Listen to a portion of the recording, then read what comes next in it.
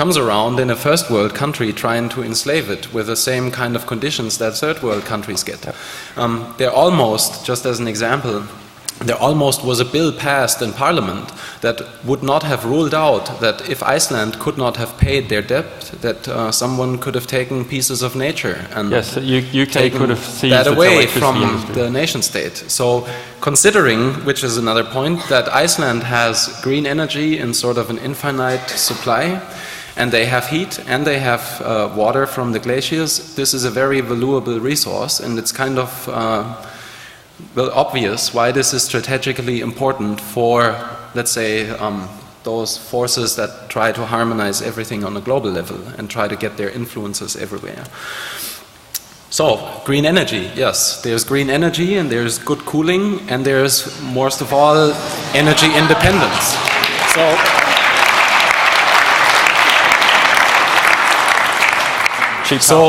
Yes, and cheap power. So right now there's an aluminium smelter run in Iceland by a US company, and no one in Iceland, not a single person, wants that damn aluminium smelter. It's industry that does not belong in this beautiful green country. So they would certainly be willing to give the same kind of cheap energy to data centers that do not produce the same byproducts, but actually provide an example to the rest of the world that we can do it in a meaningful way, saving energy with skinless servers and good cooling and everything that is state of the art these days. So it could become a model state for the rest of the world. And in a snapshot, what we find out the more we think about it is that a lot of pieces come together. Whether this is that Iceland has a very large public involvement in the whole political debate at the moment, so it's different from here. A lot of people really are interested in what is going on. There's a large momentum, and we think that the global community by now starts to understand why their information has to be free and why we need to take more radical measures to fight against those people trying to suppress it. So what we hope for,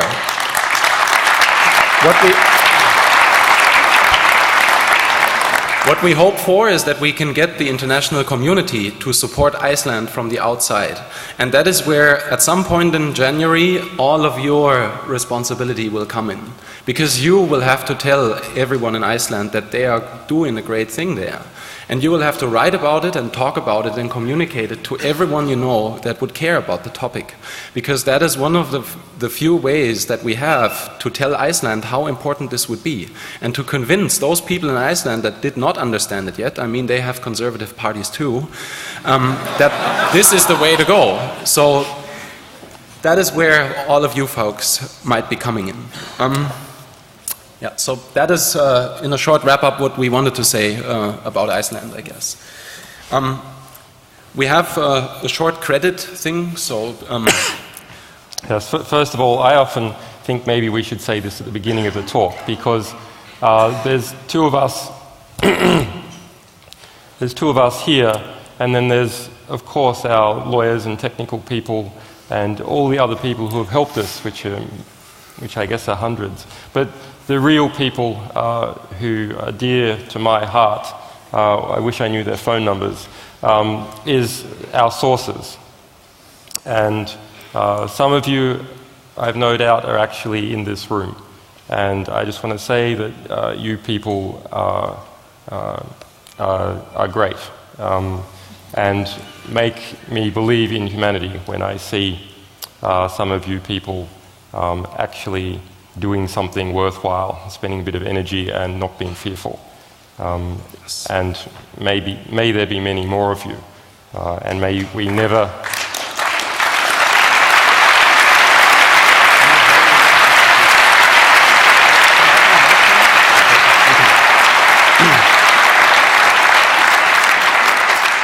and may we never betray the trust you have put in us, either.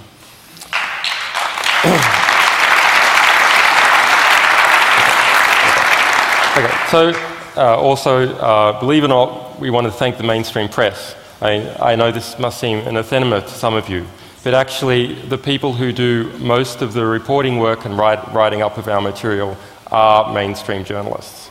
They are professional people. Of course, we all know the debaucheries and depravities of the mainstream press, but working within that milieu, there are some very, very good people, and I wish we knew how to fund them. Yes. Yeah. So besides that, we have a lot of people that are supporting us, whether this is technically or financially, or the legal support we receive from all those great lawyers out there, believe it or not. They're doing very important work, and without all these people it would not be possible. Let's say 2009 has brought some light also on what would not be possible for us and other groups in Germany maybe, and this is why we'd like to thank our supporter Morphium, who is sitting in the first row here. If you want, you can stand up, and I hope everyone gives you a hand. This is a young man, and the only thing I can say,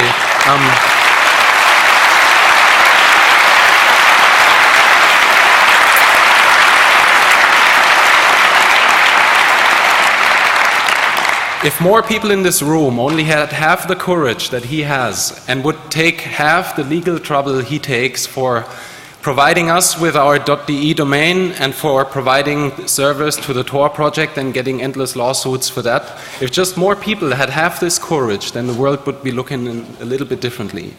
So this is a good example out of this community that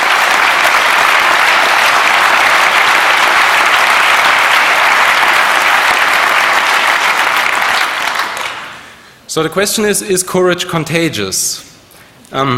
There's this famous quote, "We think courage is contagious," and this is maybe how we're sliding into this last section that will resolve what's this about with all these pieces of paper that you guys have.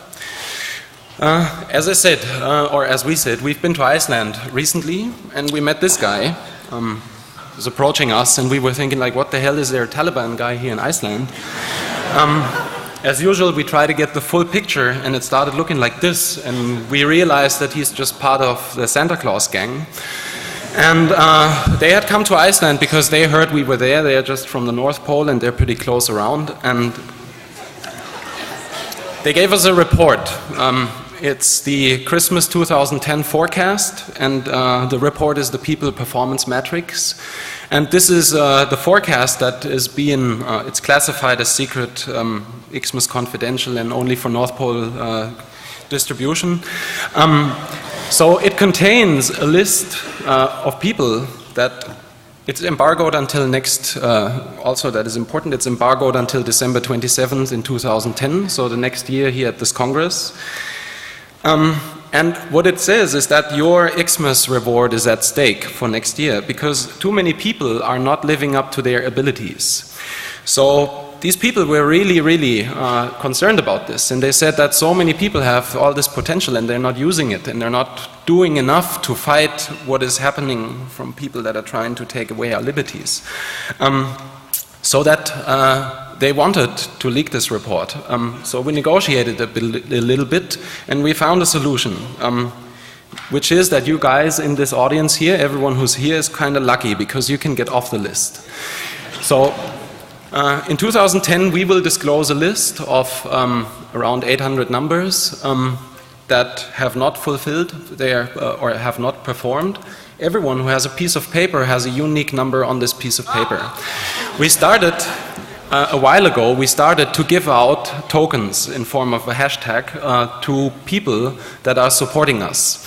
So whoever will be doing something very useful within the year 2010 can receive such a token and trade in the token with his number to get off the list. Everyone in this room has a piece of paper, and you have a decision if you either throw it away and just don't care, or if you take it home and think about it for the next 12 months and just do something useful. Create a new Tor node and become part of the top 50 Tor list, and you'll get a token. Do something else that's really useful. Support the Förbund, do something very creative with the Chaos Communication Congress here or whatever. Do something that supports the community, and you will be rewarded by getting off this list. For people that are doing something really useful, we will be thinking about a special reward as well that we will be giving out.